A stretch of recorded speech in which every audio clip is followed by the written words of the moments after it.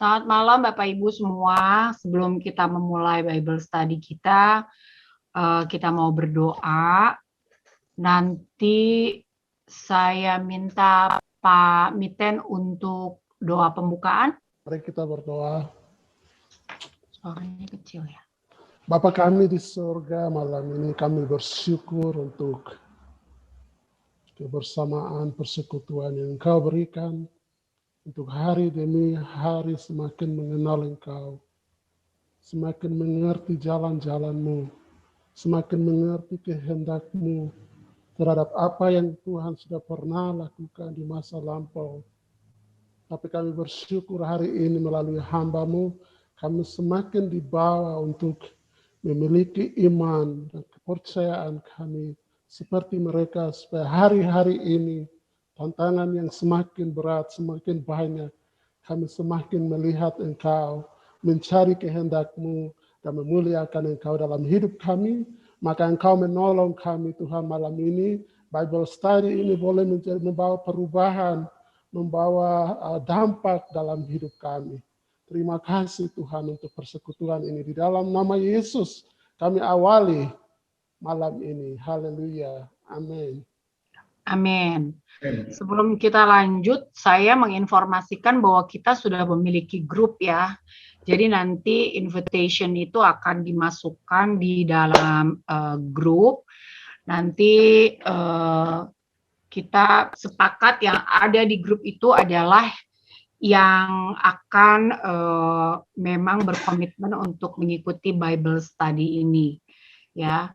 Jadi saya minta nanti nama-nama yang sudah memang ada di grup bisa menyediakan waktu. Kalau meluangkan waktu itu kan seadanya. Jadi kalau menyediakan waktu itu berarti memang kita prepare setiap hari Rabu itu adalah Bible Study jam 7.30 sampai selesai. Sebetulnya. Oke, shalom semuanya ya. Tadi saya jelaskan buat saya juga ini, saya rasa ini cukup penting ya buat saya pribadi dan buat saudara semua biar alur arah Bible Study kita ini jelas mau apa gitu ya.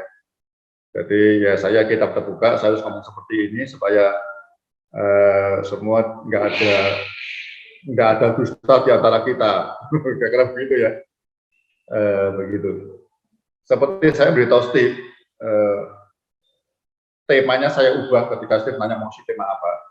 Kemarin saya bilang iman yang menyelamatkan bangsa, saya ubah jadi iman yang mengubah suatu bangsa. Ya, karena imannya Musa itu mengubah dua bangsa, ya, bangsa Ibrani atau Israel karena imannya Musa dari Tuhan tentunya mengubah nasibnya bebas diselamatkan. Tapi buat bangsa Mesir itu hukuman, ya. Nah puncaknya di sini saudara, yang kita lihat Ibrani 11:28. Ini puncaknya sebenarnya, ya. Karena iman, maka ia mengadakan Paskah. Karena Paskah pertama kali muncul nanti di sini, Musa yang Paskah. Dan pemercikan darah, supaya pembinasa anak-anak sulung jangan menyentuh mereka, ya. Karena iman, Musa melihat Paskah ini sesuatu tidak sekedar Tuhan bicara, kemudian Musa mengikuti seperti tulah-tulah yang lain. Enggak. Ini puncaknya karena ada tulah ke-10. Tulah ke-10 Tuhan nanti Anda nggak usah lihat semua ya. Tulah ke-10 itu Anda bisa mulai lihat ayat 11 itu ya. Ini puncaknya Tuhan sendiri akan turun tangan. Setelah 9 tulah, memang Tuhan 1-2 dia nggak mau dikeraskan hatinya. Kemudian sampai tulah ke-10 dia bilang, aku sudah akan turun tangan. Jadi Paskah ini sebenarnya betul-betul dari Tuhan, pihak Tuhan yang memulai. Nanti kita akan lihat perjanjian dulu seperti apa. Ya, jadi Musa dikasih tahu Tuhan, ditemui Tuhan, Tuhan bilang ini puncaknya. Ya, aku akan datang sendiri. Kalau Anda lihat di terjemahan lama, terjemahan baru, bersama malaikat maut nanti ya. Aku akan menghakimi, menghukum semua anak sulung meninggal dan semua dewa-dewa ilah-ilah Mesir. Jadi Paskah ini betul-betul puncaknya Allah turun tangan sendiri. Ya. Nanti akan saya tunjukkan sama Paskah terakhir Yesus jadi domba Paskah, dia ambil bagian sendiri. Ya, begitu. Saya mau langsung aja, Anda tahu apa ya? Kita langsung ke Keluaran 12. Ya, kita lihat beberapa ayat ya. Ini kok ada jeda-jeda ya. Sebentar. Keluaran 12.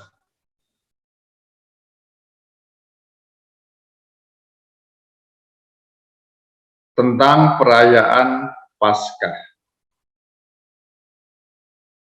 Berfirmanlah Tuhan kepada Musa dan Harun di tanah Mesir. Bulan inilah akan menjadi permulaan segala bulan bagimu. Itu akan menjadi bulan pertama bagimu tiap-tiap tahun. Ini mau ngomong Paskah saja, ya. Itu Tuhan ngasih ubah bulan, ya. Ini kalau Anda lihat sejarahnya, ini harusnya bulan Maret atau April, ya, bulan ketiga atau keempat. Tapi Tuhan geser jadi bulan pertama, karena Paskah itu awal kehidupan, keselamatan awal, ya. Korban keselamatan, Anda selamat, lahir baru awal. Ini awal pertama ngubah bulan, ya. Nanti di perjanjian baru Anda tahu itu ngubah hari, ya. Mereka biasa Sabat, sekarang ibadahnya minggu pertama, hari Minggu, ya. Sabat hari terakhir, mereka terakhirnya Sabtu, nanti berubah jadi Minggu. Jadi orang-orang perjanjian baru, gereja Tuhan langsung Minggu ibadahnya, berubah dari Sabat ke hari Minggu. Katakanlah kepada segenap jemaat Israel, pada tanggal 10 bulan ini, diambillah oleh masing-masing seekor domba menurut kaum keluarga, seekor anak domba untuk tiap-tiap rumah tangga. Tetapi jika rumah tangga itu terlalu kecil jumlahnya untuk mengambil seekor anak domba, maka ia bersama-sama dengan tetangganya yang terdekat rumahnya haruslah mengambil seekor. Menurut jumlah jiwa tentang anak domba itu, kamu buatlah perkiraan menurut keperluan tiap-tiap orang. Ayat 5 berarti kan Bapak. Anak dombamu itu harus jantan, tidak bercela, berumur setahun. Kamu boleh ambil domba atau kambing. Kamu harus mengurungnya sampai hari yang ke-14 bulan ini. Jadi tanggal 10 sampai tanggal 14, jadi kira-kira 4 hari diurung. Ya. Lalu seluruh jemaah Israel berkumpul harus menyembelih pada waktu senja. Kemudian dari darahnya harusnya diambil sedikit dan dibubuhkan pada kedua tiang pintu dan pada ambang atas pada rumah di mana orang memakannya. Dagingnya harus dimakan, ya. Nanti diganti dengan dagingnya Kristus nanti. Berdaging kudus. Mereka pada malam itu juga yang dipanggang mereka harus makan dengan roti yang tidak beragi beserta sayur pahit. Ya, roti tidak beragi melambangkan orang murni. Ini sayur pahit ini melambangkan duka citanya, beratnya ditindas di Israel. Nanti kalau perjanjian baru sudah hilang semua ya nanti ya, gereja Tuhan. Jangan mau makannya mentah dan sebagainya 10, dan kamu tinggalkan apa-apa ya. Saya teruskan ayatnya ke 11. Dan beginilah kamu memakannya, pinggangmu berikat, kasut pada kakimu dan tempat di tanganmu, bulu-bululah kamu memakannya. Itulah Paskah bagi Tuhan. Paskah itu sesuatu yang akan siap melakukan perjalanan baru. Nah, dan ini terima Yesus lahir baru, ya, pada Kristus Anda siap lahir baru, jalan. Sebab pada malam ini aku akan menjalani tanah Mesir, ya Tuhan sendiri ya. Dan semua anak sulung dari anak manusia sampai anak binatang akan kubunuh. Dan kepada semua Allah di Mesir akan kujatuhkan hukuman. Akulah Tuhan. Dan darah itu menjadi tanda bagimu pada rumah-rumah di mana kamu tinggal. Apabila kamu melihat darah itu, aku melihat darah itu, maka aku akan lewat daripada kamu. Jadi tidak akan ada pula kemusnahan di tengah-tengah kamu. Apabila aku menghukum Mesir. Itulah kemusnahan itu bahasanya lain di teksnya terjemahan lama atau Indonesia sehari-hari itu malaikat maut. Jadi Tuhan bersama malaikat maut. Kalau tidak ada ambang, tidak ada darah dicurahkan, malaikat maut suruh masuk, bunuh anak sulung. Ada lewat. Karena begitu. Hari ini akan menjadi hari peringatan bagimu. Kamu harus merayakannya sebagai hari raya bagi Tuhan turun-temurun. Kamu harus merayakannya sebagai ketetapan untuk selamanya, dan seterusnya. Ini hal yang menarik. Saya mau kasih 4 hal ya. Paskah ini, ya, imannya Musa itu dengan iman dia melihat 4 hal. Ya, tadi saya sebutkan. Yang pertama, Paskah ini menyelamatkan orang Yahudi, ya, seperti keselamatan ya, karena korban Kristus, ya, melepaskan dari ikatan dosa yang akibatnya maut itu kita selamat. Yang kedua, Paskah sekaligus, ya, itu menghukum apa, dosa yang lama, ya. Firaun dihukum, ya. Nanti kita tahu ketika baru Yesus mengalahkan maut, ya, dikalahkan, ya, dengan kebangkitannya. Paskahnya baru, Paskahnya bukan pas matinya, tapi sebetulnya hari ini kita peringati pas bangkitnya. Nanti saya mau katakan itu, ya. Maut dikalahkan, dia bangkit.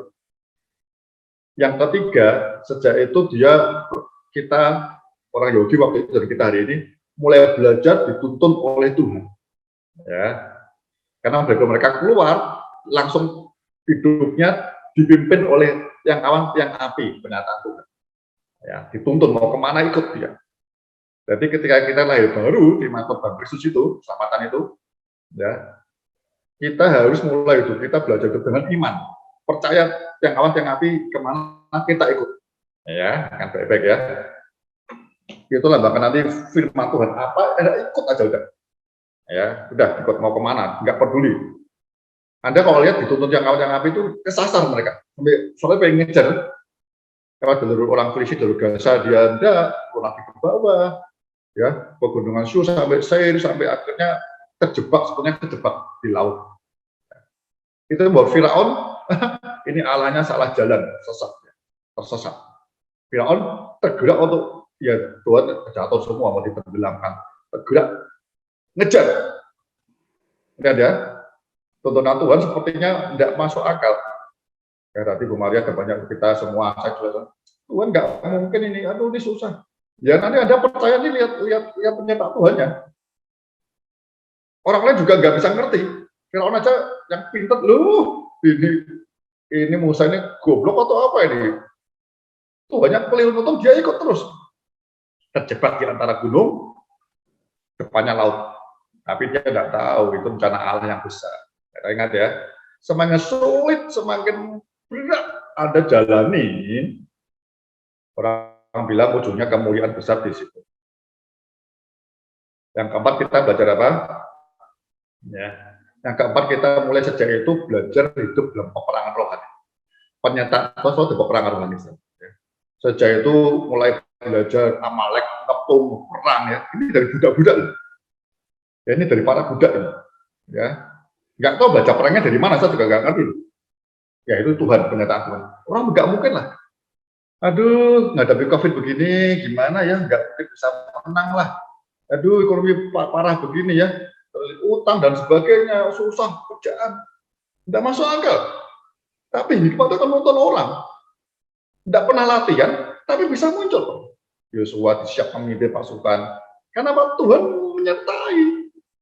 Efesus 6 bilang, begitu tentang Efesus 6, Paulus bilang, kita ini harus melakukan perang rohani setiap hari.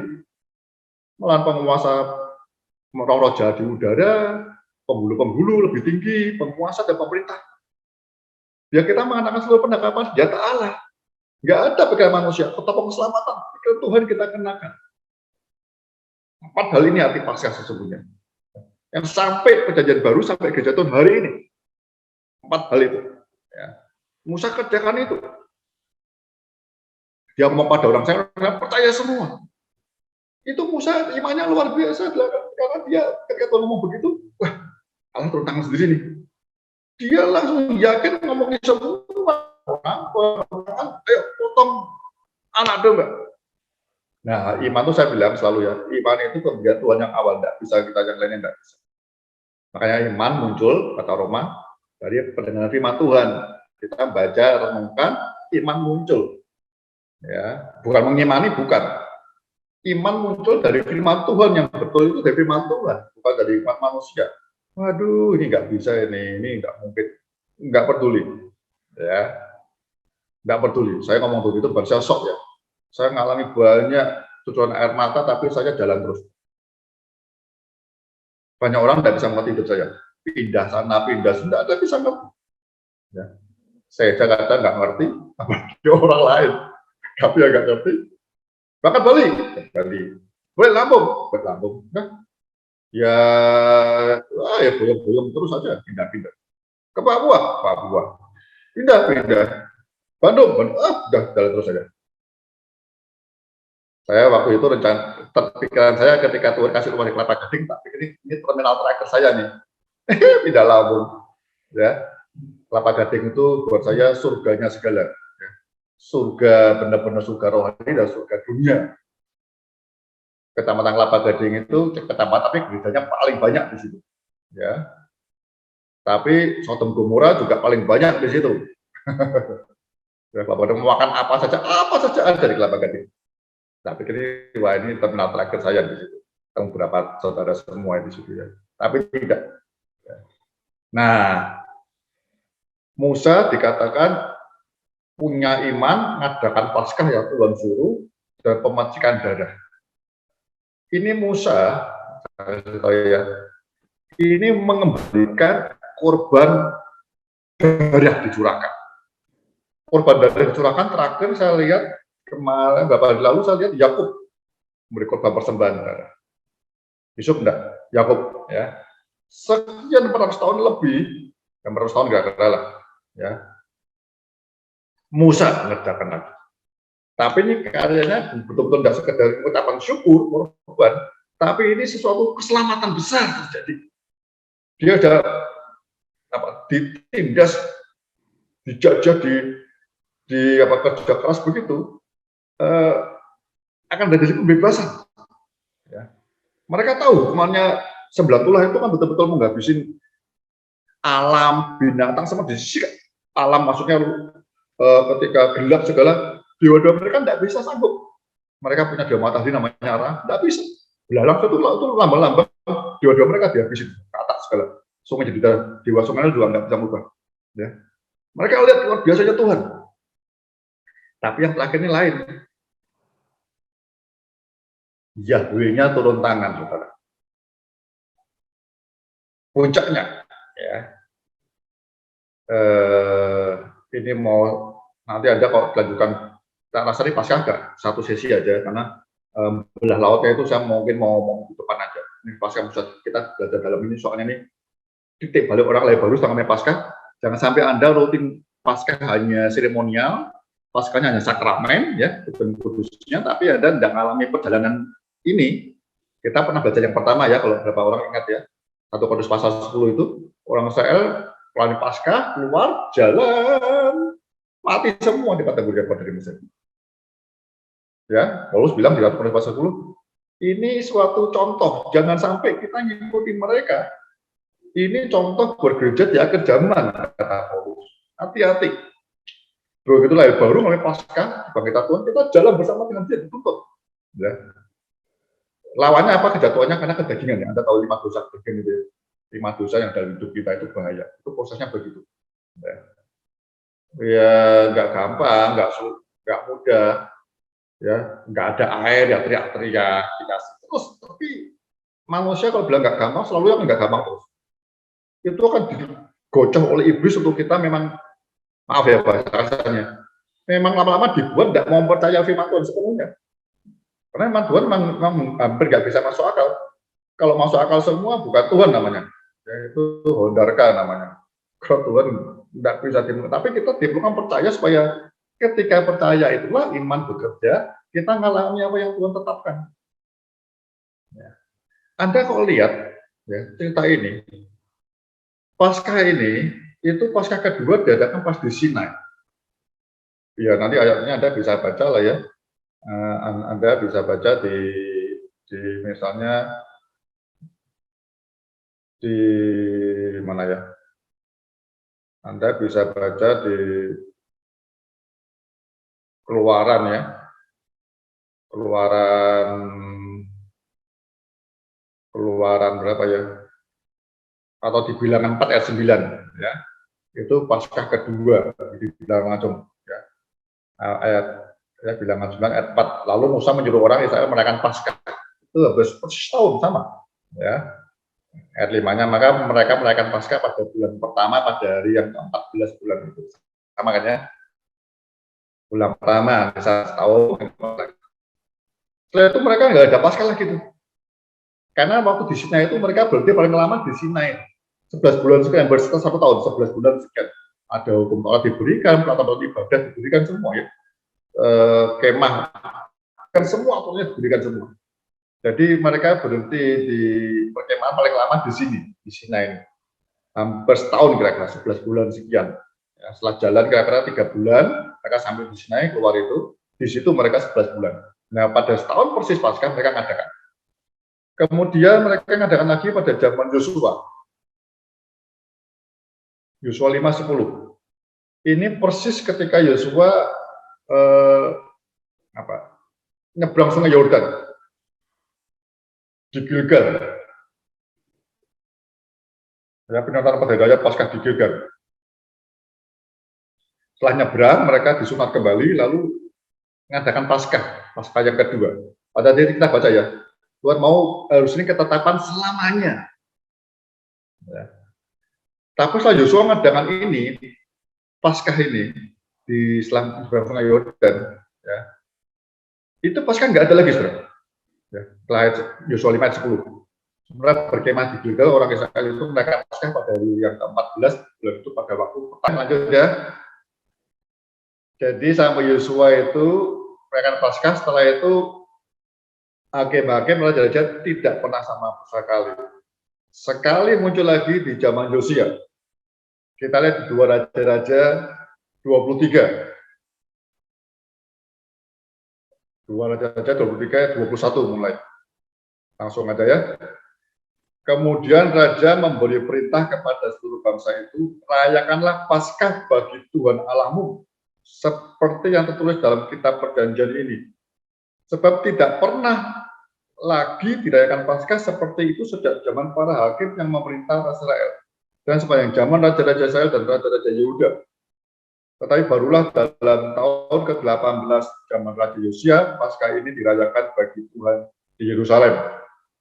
Ya, terusnya. Ya. 25. Sebelum Yosia, tidak ada raja seperti dia yang berbalik kepada Tuhan dengan segenap hatinya, dan dengan segenap jiwanya, dan dengan segenap kekuatannya, sesuai dengan segala Taurat Musa. Dan sesudah dia tidak ada bangkit lagi yang seperti itu. Paskah tidak pernah ada lagi. Ya, saya kan tidak ada di Israel sebenarnya beberapa hal. Tapi ini saya itu nggak ada lagi sampai muncul zaman Yesus. Ya. Oke, di Yesus saya cepetin aja ya. Zaman Yesus Anda tahu semua toh. Yesus itu apa? Saya mau sampaikan Yesus itu betul-betul menggenapi semuanya yang ada di Perjanjian Lama. Ya, hitungan dia masuk ke Yerusalem terakhir aja mau menjemput Paskah itu persis hitungannya di kitab Daniel. Orang Yahudi bisa ngitung sekian hari berapa itu persis Yesus masuk di Yerusalem sebagai tempat Paskah. Singkat cerita dia ditangkap segala itu ya. Dia ditangkap ya, kemudian persis dia matinya disalib pun persis jam 3 waktu imam mulai memotongi domba. Ya, jadi settingannya, jadi Tuhan betul-betul menyerahkan nyawanya, bukan karena dibunuh. Ya, kok dia nggak ke Yerusalem, dia tidak menyerahkan nyawanya, enggak mungkin semua bisa bertangkap dia. Ya. Semua jatuh semua, begitu para imam bunuhin, nyembelin itu domba, dia pas mati jam 3. Ya, yang tatalista itu ya selesai, sudah berakhir, sudah selesai, semua selesai. Tabir Bait Allah terbelah. Ya, saudara. Nah sebelum itu Anda tahu kan, Yesus mengikuti dia orang Yahudi, dia mengikuti Paskah. Dia merintahkan kepada muridnya cari ruang atas itu ya, orang yang punya keluarga, kamu tanya gimana menyiapkan Paskah sebagainya. Nah, oke sedikit ya, menyerahkan itu ya. perjamuan Paskah waktu itu sama Yesus mulai dirubah, ya. Dirubahnya dia mulai motong rotinya, dia nggak pakai domba lagi, dia mau perbarui supaya gereja Tuhan ikuti dia mecah roti. Inilah tubuhku, ya, yang mau pecah bagimu, ya. Lakukan ini sebagai peringatan akan aku. Jadi sejak itu dia Paskah dibarui oleh Yesus, dia mengenai sebagai domba Paskah itu dirinya sebagai korban domba Paskah. Ya. Lalu darahnya tercurah, ya, tidak udang itu, tapi orang yang itu lambang perjamuan kudus sebenarnya, ya. Jadi perjamuan kudus diperingati supaya kita ini ngambil Paskah sekali, setelah itu peringatannya terus menerus, ya, sampai kedatangan Tuhan kedua kali. Jadi Paskah di mati jam 3 persis itu terbelah dua, ya, terbelah dua. Itu nada kenapa? Selesai tugas para imam besar yang harusnya memotong domba, bawa masuk darahnya curahkan di tabut Allah gitu ya, belum nggak ada curahkan, selesai. Karena apa? Sudah nggak ada tiranya pembatas ke Maha Suci. Jadi perlu disempurnakan imannya Musa itu sampai mengarah ke Yesus. Karena Musa pernah ngomong, ya, nanti setelah aku, kamu percayalah orang yang seperti aku, ya, ngomong dengan Tuhan dari muka ke muka gitu, ya. Musa dengan Tuhan ngomong ke depan seperti nanti Yesus dengan Bapa ngomong begitu. Jadi sebelum menginapin Paskah itu. Sejak itu kisah Rasul cuma mula-mula memecah rotinya. Ada bisa lihat di kisah 20 misalnya, ya. Itu tiap hari pertama di minggu itu. Kalau hari pertamanya orang Yahudi kan Sabtu, ya. Di terakhirnya hari pertamanya Minggu, selalu hari Minggu. Sampai gereja hari ini, katanya seperti itu.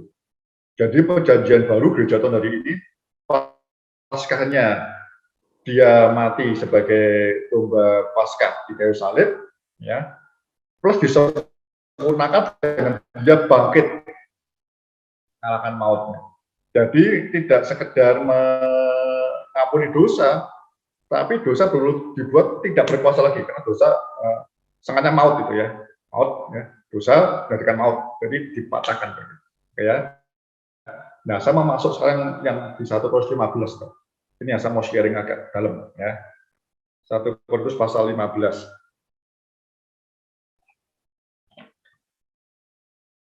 Paulus mau ceritakan tentang kebangkitan sempurna betul. Ini dibagi dua perikop oleh LAI. Yang pertama kebangkitan Kristus, perikop pertama, ya, 1 Korintus 15. Saya mau baca mulai ayat 3. Sebab yang sangat penting telah kusampaikan kepadamu, yaitu apa yang telah kuterima sendiri, ialah bahwa Kristus telah mati karena dosa-dosa kita sesuai dengan kitab suci. Bahwa ia telah dikuburkan dan bahwa ia telah dibangkitkan pada hari yang ketiga sesuai dengan kitab suci. Ini kebenarannya, ya. Bahwa ia telah menampakkan diri sebagainya, untuk bukti-buktinya masih ada hari ini, orang masih hidup waktu zaman Paulus, ya. Anda nggak percaya bisa nanya, ya. Kefas sama para murid masih hidup, beberapa orang, Pak. Baru dari Korintus itu, ya. Perikop kedua, kalau Yesus bangkit, marilah iman kita ditaruh di kebangkitan ini, ya. Kita akan bangkit semuanya pasti. Kita baca mulai ayat 12 sekarang, kebangkitan kita. Jadi bila mana kami beritakan bahwa Kristus dibangkitkan dari antara orang mati, bagaimana mungkin ada di antara kamu yang mengatakan bahwa tidak ada kebangkitan orang mati? Kalau tidak ada kebangkitan orang mati, maka Kristus juga tidak dibangkitkan. Tetapi andai kata Kristus tidak dibangkitkan, maka sia-sialah pemberitaan kami dan sia-sialah juga kepercayaan kamu. Ya, keras ini, ya. Paskah itu yang diperbarui betul-betul puncaknya di kebangkitan. Kenapa? Kan kita terus ketemu. Lebih daripada itu, kami ternyata berusaha dekat Allah. Karena tentang dia, kami katakan bahwa ia telah membangkitkan Kristus, padahal ia tidak membangkitkannya. Kalau andai kata benar bahwa orang mati itu tidak dibangkitkan. Sebab jika benar orang mati tidak dibangkitkan, maka Kristus juga tidak dibangkitkan. Dan jika Kristus tidak dibangkitkan, maka sia-sialah kepercayaan kamu, dan kamu masih hidup dalam dosamu. Ya. Kalau Yesus hanya mati di kayu salib, dia ngapain dosa, iya. Ya. Tapi kuasa dosa tidak pernah hilang dari hidup kita. Apa itu maut nggak pernah hilang. Tapi dengan bangkitnya Yesus sebagai domba Paskah, ya, semua tugas keimaman Paskah yang lama selesai. Karena apa? Kiranya terbelah, orang bisa langsung Yesus sebagai domba Paskah sekali selesai. Ya. Kemudian bangkit itu menentukan betul maut dikalahkan. Seperti Firaun ditenggelamkan nanti ya di laut Teberau. Selesai betul. Nanti akan kita banyak ya. Kemudian tantang lahir maut dimenangkan sangatmu. Gitu ya. Itu penting. Jadi Paskah itu biar kita seperti Musa. Kita Paskah naruh iman kita di situ. Ya, kita teruskan. Karena tadi ya, tadi 17 saya ulangi, dan jika Kristus tidak dibangkitkan, maka sia-sialah kepercayaan kamu, dan kamu masih hidup dalam dosamu. Ya minta ampun lagi, itu rusak. Ya. Itu seperti yang lalu, seperti yang zaman lama, ya, minta ampun dosa terus. Tapi kan dia bangkit, demikianlah binasa juga orang-orang yang mati dalam Kristus, karena masih ada maut. Tetapi kita, jikalau kita, maka kita adalah orang-orang yang paling malang dari segala manusia. Kalau dia nggak bangkit, hanya mujizat, dia ngalamin, ya Yesus buat mujizat, dia ngajar, yang bukan sakit dan sebagainya, beri berkat segalanya. Kita hanya maunya hidup di dunia seperti itu. Ya. Itu orang paling malang. Jadi kebangkitan itu ditaruh pada kebangkitan supaya nanti kita ikut dibangkitkan. Itu kekuatanmu. Bagi Bu Mara katakan ya. Kalau kita ngerti ini, ya, iman kita yang betul. Paulus bilang kalau Yesus sudah bangkitkan, kita percaya Paulus menjadi orang Kristen. Ya. Mau mati sakit tidak peduli, bahkan bangkit. Itu kekuatan baru. Iman kita dasarnya pada ini seperti Musa. Ayat ke 29.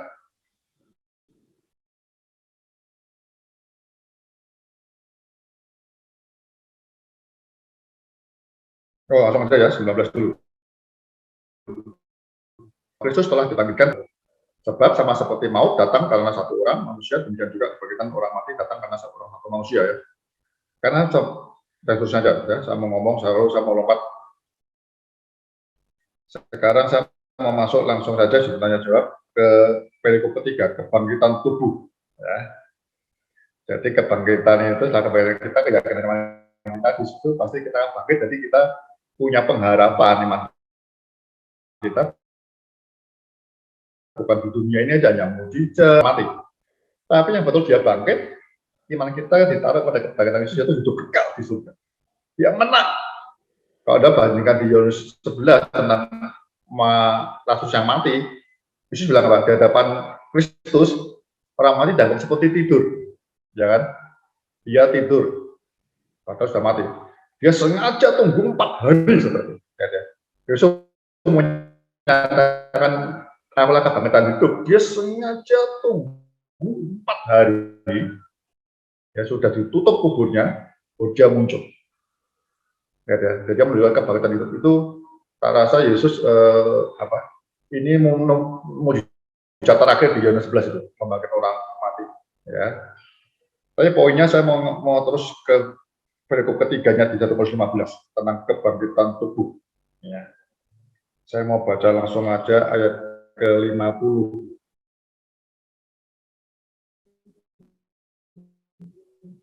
Saudara-saudara, inilah yang hendak kukatakan kepadamu, yaitu bahwa daging dan darah tidak mendapat bagian dalam kerajaan Allah dan ya.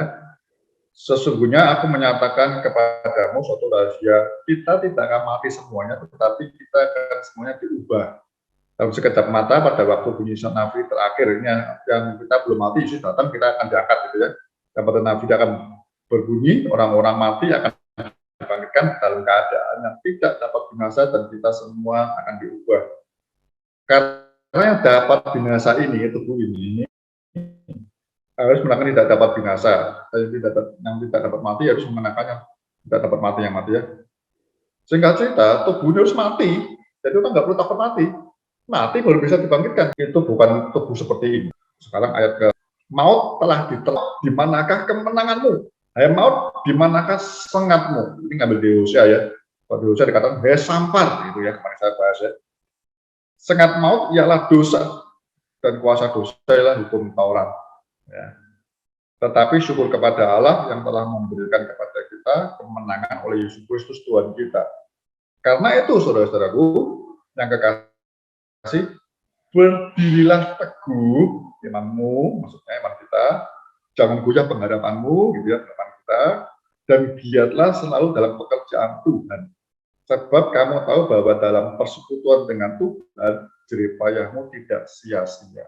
Mari saya ngomong satu hal ya, dua hal yang mau saya bagi.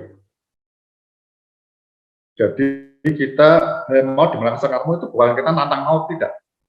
Ini kita karena Paskah kita memproklamasikan bahwa Yesus kok zaman Musa dulu, ya malaikat maut membunuh orang-orang yang tidak ada dalam Kristus sebetulnya. Ini boleh menekankan, dia mau dimana sangatmu, dia mau ngomong begini, aku tidak takut mati, karena aku sudah mengalami darah Yesus, dan dia telah bangkit. Ini kemenangan sempurna di zaman gereja ini, yang baru. Mau dikalahkan. Ya, ini proklamasi supaya tidak takut mati. Ya, bukan nantang maut. Maut gimana? Silakan datang enggak.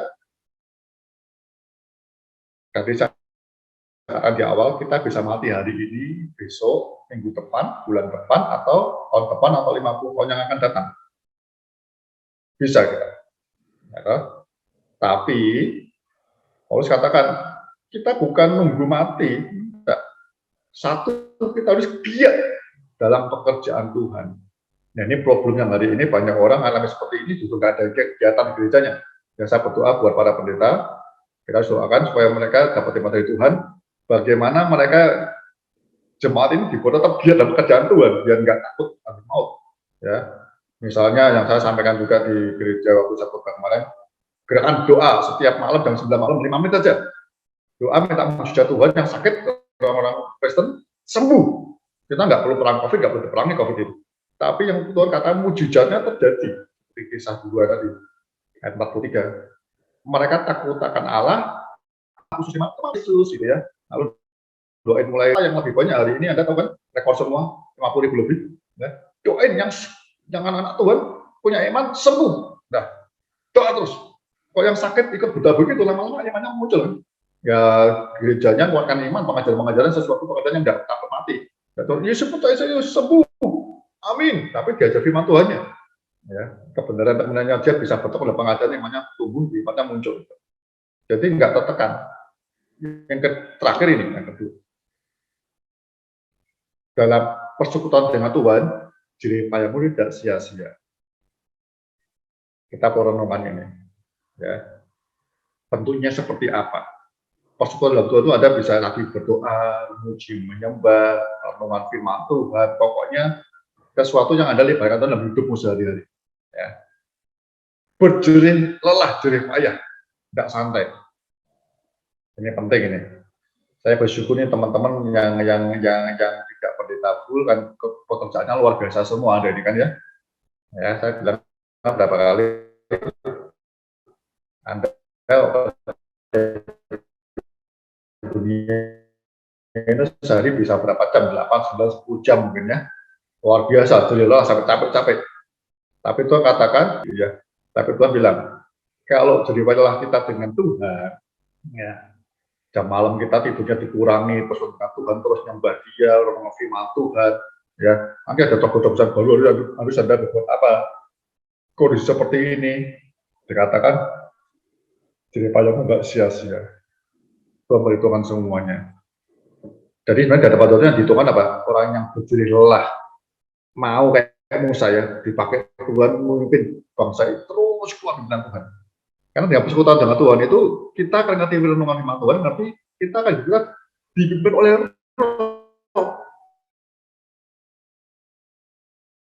firman Tuhan yang memimpin hidup kita, bukan ini kita lagi. Satu mau bawa kemana terserah, ikut. Itu jarak dekat masuk kanan bisa kok. Tapi sampai kira-kira 2 tahun diputar sampai garis bernya 12 pengintai itu. Ya, karena keliru, tambah 38 tahun putar-putar. Ya, itu melelahkan, itu nggak gampang. Baru jalan sebentar, kok yang awan, yang api jalan gerak, itu cepet beresin tenda. Sejak awal nggak ada yang gampang. Tapi bayangkan ya, kalau kita mau seenaknya, ketika siang, yang awannya gerak jalan, Anda malas nonton tenda, tinggalan kepanasan bisa mati ditinggal di situ. Harus ikut yang awan pindah. Ya, toh? Itu saya belajar seperti hidup saya. Sejak saya mau full time, saya setelah ketua hidup saya bawa kemana. Kalau malam tiang api gerak, ada tidak gerak, kedinginan bisa mati juga malam. Jadi kalau di hadapan Tuhan nggak gampang itu karena kita menyerahkan kepada Tuhan mau dipimpin. Nggak gampangnya bukan jangan nantang apa yang Tuhan mau. Nah, saya begitu pesan saya pada saudara semua dan saya diri saya sendiri. Nggak gampangnya tuh ngikut Tuhan. Ini padang gurun yang ada jalan ini. Ya. Bang Paulus bilang di 1 Korintus pasal 10 itu. Ini contoh di patron buat kita jalan terus. Jadi saya dengar sedikit apa cerita ya. Generasi milenial nggak mau pengajaran, doain. Makanya saya bilang generasi milenial yang rontok dulu, dananya dia rontok dulu. Karena tidak bisa dihindari. Mati sakit terjadi, itu bukan dongeng. Makanya teman-teman baik-baik baca dan renungan mulai siang dan malam.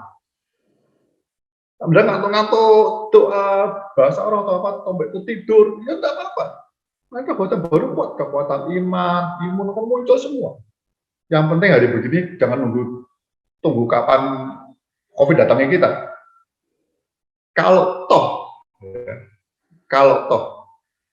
Tuhan akhirnya dipanggil Tuhan karena apapun lah, ya. Kita kata Paulus sudah sampai finish akhir, kita sudah ngerti. Kita ketemu Yesus, hambaku yang baik dan setia sahabat selangkau. Gitu loh saudara. Jadi mati pun kemenangan, tapi dengan Bu Maria ini kan tidak, mati kekalahan. Nah, saya rasa 4 hal tadi. Paskah itu membawa 4 hal ya. Dengan iman kita akan ngerti 4 hal tadi. 1, mulai Paskah itu dengan iman kita tahu itu keselamatan buat hidup kita. Lahir baru. Ya. Yang kedua itu sekaligus mengalahkan dosa masa lalu kita. Anda hati-hati ya, kalau ini dosa masa lalu masih ingat, masih ada dosa masa lalu, Anda bisa atasi. Ya. Anda doa sungguh-sungguh. Ya. Kuasa Fir'aun dia habisin. Ya. Pak Enda bisa diberkat buat satu bangsa nanti Indonesia. Anda akan gereja Tuhan akan memengaruhi mukjizat terjadi dari ini. Ya. Yang ketiga apa? Yang ketiga kita dengan iman Paskah ini kayak Musa mulai belajar hidup dengan iman. Ya. Artinya apa? Mulai menyerahkan hidupmu dan pimpinan Tuhan. Bagaimana caranya? Mulai merenungkan. Baca merenungkan tiap hari siang dan malam. Ngerti firman Tuhan, nanti hidup dituntut. Aku tidak bisa hidup sendiri Tuhan tanpa Tuhan firman Tuhan. Nah, di luar kau pun tidak bisa berbuat apa-apa. Kata Yohanes 15 kata begitu. Amin. Mau. Sulit Tuhan beri kekuatan, aku percaya kepadamu. Engkau nggak pernah salah. Firmanmu nggak pernah salah. Kata-kata, jalannya sempit, sulit, nggak ada orang mau ke situ. Buat kita semua ingat ya. Itu jalan menuju kehidupan. Itu udah dikasih tahu, Bang, nggak ada yang gampang. Kalau yang gampang, mudah, menujunya neraka, kebinasaan. Jangan sampai kita mau cari yang gampang, pasti salah jalan. Pasti itu. Nah, sempit, sesak, bahkan tidak banyak orang mau ke situ, tapi saya berdoa kita mau ke situ. Makanya saya menguatkan kita bersama. Kita beri jalan, bukan asal jalan, tapi susah kepada Tuhan loh. Kawan yang api tiap hari ada rumah Tuhan, Anda akan bawa kemana? Yang keempat apa? Siap peperangan rohani setiap saat. Iya harus perang. Kalau saya mulai perang terus sampai masuk kanan, perang terus ini. Perang terus. Perang atas kedagingan, banyak perang terus. Ya. Khusus katakan perang, jadi supaya Anda betul-betul mengenakan seluruh perlengkapan senjata Allah. Tidak bisa perang kita pakai kaos oblong. Kalau Anda tidak ngerti Tuhan belajar sungguh-sungguh, itu Anda seperti perang, mau perang. Amin, ya kuasa Tuhan, tapi Anda hanya pakai perisai iman. Baca Reman punyanya perisai iman. Kita tidak punya perda, roh firman Tuhan nggak punya. Ketopong keselamatan, dosa kebenaran tidak ada semua itu. Tapi ada mati firman, renungan sungguh-sungguh itu terbentuk belakang senjata Allah. Jadi hari ini kata pemerintah tadi, kalau orang selalu kalah dalam kondisi down, kalah perang, saya rasa pelanggan senjata Allahnya dia nggak pakai. Iya, siapa tahu kan memang Tuhan berbelas kasihan sebelum setengah 10. Apakah saya masih ada 4 menit sebelum kita doa penutup dan Pak Hondarka meng-closing sekaligus memberikan untuk bahan next week. Kalau nggak ada, saya silakan Pak persiapan.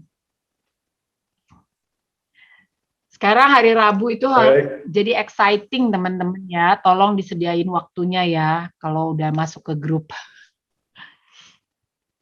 Ya. Saya ngomong dulu ya. Rabu depan kita belajar yang ayat 29 yang tidak selesai hari ini ya. Yang dia melintas Laut Merah. Itu seru. Itu lambang baptisan ramai nanti kita akan ya, belajar lebih dalam banyak ya. Ya, itu jadi seperti slide 29. Malam hari ini saya ulang sedikit supaya nanti kita bisa, nanti ada jelasnya akan lihat di videonya nanti ya, supaya ada bisa lakukan. Roh Kudus ayo aku mau bergairah lakukan ya, bukan gairah nunggu Roh Kudusnya lagi enggak, tapi ini sudah bergairah untuk pintu sempit sesak jalannya aku mau ke sini gitu ya. Jadi hari ini kita belajar tentang Musa punya iman untuk Paskah. Ya. Ditegaskan oleh Paulus sama, dia bilang iman kita harusnya kepada Paskah, kalau enggak kebangkitan, khususnya Paskah yang sempurna kebangkitan. Kalau tidak sia-sialah iman percayamu, katanya begitu ya. Jadi Yesus juga salib itu ngampuni dosa iya, tapi kok dia tidak bangkit, dosa menguasai kita terus seperti perjanjian lama, minta ampun terus nanti kita. Jadi 4 hal renungan malam ini untuk Paskah. Satu, Paskah itu menyelamatkan kita dari dosa. Sekali buat kita lepas dan kita lahir baru. Itu Paskah. Ya. Yang kedua, Paskah Anda perlu tahu kebangkitan itu mengalahkan dosa. Ya. Termasuk kuasa iblis pun tidak ada yang lebih besar pada kuasa kebangkitan. Mau dikalahkan. Percaya itu. Sulit, tidak sulit, pasti menang kita. Mau sudah dikalahkan dosa. Tidak ada dosa yang lebih besar daripada kasih karunia Kristus, keselamatan dan kebangkitan, tidak ada. Percayalah. Kelemahanmu hari ini itu sementara. Hadapi terus dengan, nah ketiga, tuntunan Tuhan. Yang kawan tiang api. Bahasanya saat ini firman Tuhan. Ya, baca, renungkan. Urut sampai kita ngerti hikmat Allah seperti apa. Yang kawan tiang api. Orang nggak bisa mengerti nggak apa-apa. Asal Anda melakukan firman Tuhan ya, renungan betul dasarnya. Ya. Kalau Anda jangan takut salah baca Alkitab dan renungan. Nanti kalau keliru, nanti Anda ke gereja, nanti pendeta Anda bisa jelasin nanti. Atau seperti ini. Banyak hal, jangan takut salah. Saya akan bilang, ada orang bilang tuh, baca Alkitab hati-hati, nanti bisa tersesat. Terbalik saya bilang. Orang yang tidak baca Alkitab yang bisa tersesat. Ini tuntutan hidup soalnya. Ya, yang keempat, Anda lahir baru, dituntun oleh iman, sama Tuhan, dengan iman. Itu setiap saat ada peperangan rohani. Ya. Iblis itu selalu ingin menjatuhkan kita. Iblis selalu dengan alam maut itu kepingin narik kita kembali ke dia. Dia nggak mau masuk neraka sendirian. Ya. Kemudian sudah dikalahkan kuasanya. Dikatakan dia menipu, tipuannya, tipu muslihatnya kata Yesus. Kita perlu hati-hati. Makanya kita perlu hati-hati dengan pikiran kita. Ya. Tipu muslihat itu jarang bisa dihadapi dengan iman, nggak bisa. Kita pengen dia pergi. Tapi dia bisa menipu sampai kita nggak ngerti kalau itu musuh kita. Ya saudara, kalau kita sadar itu, kita akan memperlengkapi diri dengan seluruh perlengkapan senjata Allah. Kapan-kapan kita akan belajar itu. Begitu ya. Saya kegairahan ini untuk belajar firman Tuhan supaya kita bisa belajar merenungkan terus dan kita mempertekun. Saya percaya akan tumbuh tiap-tiap hari. Kita akan sekitar kita dulu alam kita berubah ya, supaya Anda semakin bergairah, jadi berkat, jadi teladan ya, kita untuk keluarga kita, untuk teman-teman gereja kita, dan seterusnya akan mengembang. Khususnya hari ini kondisi seperti ini, biarlah kita yang jadi pionir terang ya, mujizat Tuhan menyatakan kuasanya lewat kita semua. Begitu, Tuhan berkati. Amin. Baik, terima kasih Pak Honarka buat malam hari ini ya. Teman-teman, saya harap nanti juga bisa menonton kembali videonya. Kalau yang tadi tidak mengikuti dari awal, ada yang beberapa menyusul. Dan sekali lagi, persiapkan diri, bukan sekedarnya, tetapi benar-benar kita memang mau belajar mengenai iman, ya. Dan biarlah grup ini nanti memiliki pengalaman selama 1 minggu ini ke depan dengan apa yang kita pelajarin, sehingga nanti kita bisa sharing sama-sama. Itu yang akan menggerakkan, kita saling sharing ya. Wow. Iya, iya Pak. Baik, Sil, doa penutup ya Sil. Oke. Ya, Bapak di mari. surga, kami ucap syukur Tuhan untuk malam ini. Terima kasih apa yang sudah kami pelajarin malam ini Tuhan. Biarlah kami ini menjadi musa-musanya Tuhan. Biarlah kami mengerti dan belajar apa arti Paskah dalam hidup kami. Biarlah kami tahu kuasa dari kebangkitan daripada Engkau ya Yesus. Terima kasih Bapak, biarlah apa yang kami pelajari malam ini mentransformasi kami Tuhan, untuk makin menjadi serupa dengan Tuhan. Terima kasih untuk Honda yang sudah mengajarin kami malam ini. Bapak berkatin dia dan keluarganya Tuhan, berkatin pelayanannya. Bapak kau berikan apa yang menjadi keinginan hatinya yang paling dalam Tuhan. Siapkan kami Tuhan, kami semua untuk pelajaran Bible Study next week, untuk apa yang harus kami siapkan untuk next week Tuhan. Biarlah yang kami pelajari malam ini Tuhan dapat kami apply-kan dalam kehidupan kami, Amin. sehingga next week kami dapat bersaksi Tuhan apa yang telah kami pelajarin dan telah kami terapkan dalam kehidupan kami. Biarlah iman kami makin bertumbuh Tuhan, biarlah juga hikmat kami Tuhan makin bertumbuh di dalam Engkau. Terima kasih Bapa, terima kasih Tuhan. Bentar lagi kami akan tidur, biarlah Engkau Tuhan bicara banyak lewat mimpi kepada kami. Dalam nama Yesus